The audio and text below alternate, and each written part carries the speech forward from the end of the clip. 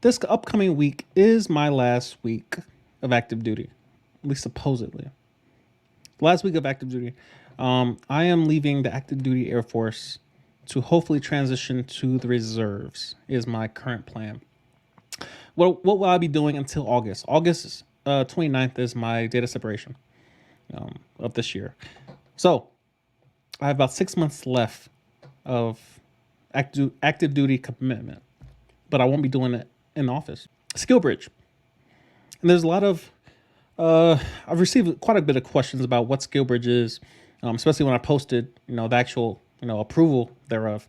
SkillBridge is simply a DoD-wide program across the branches that allows you to smoothly, hopefully, and the intent of it is to smoothly transition from active duty to a civilian position while being trained and while acclimating to the civilian environment. It's beyond necessary. Beyond necessary. There's nothing like a military environment. There's nothing like a military environment. So of course, that there should be some type of transition that we try to look forward ahead and try to plan accordingly. And so we are beyond grateful for the opportunity and to get that program approved. So personally, 175-day program for me. I'll be becoming a personal trainer.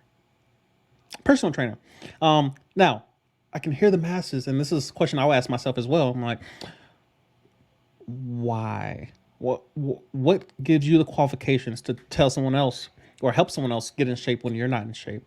I made a ton of mention of my issue with emotional eating. My solution to that is not only to remove the stimulus that's causing me to emotionally eat, but also to move to Japan and learn how to speak Japanese in the Japanese environment. As a metaphor for if I'm spending all this time in the gym around all these trainers, around nutrition, experts, there is no reason why, while pursuing a career in it, that I cannot attain what I'm going after. Also, I'll be outside the military environment.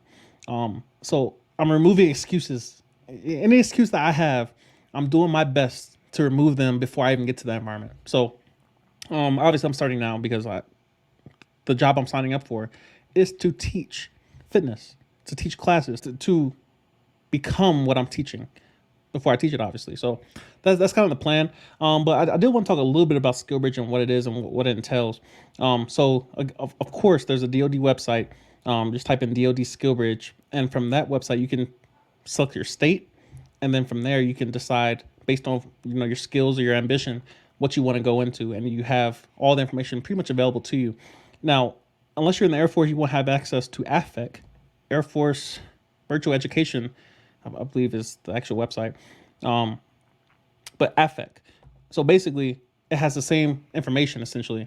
Now, there's a little bit more detail on the DoD SkillBridge website, but I advise you start at the AFEC website and then branch over to SkillBridge website.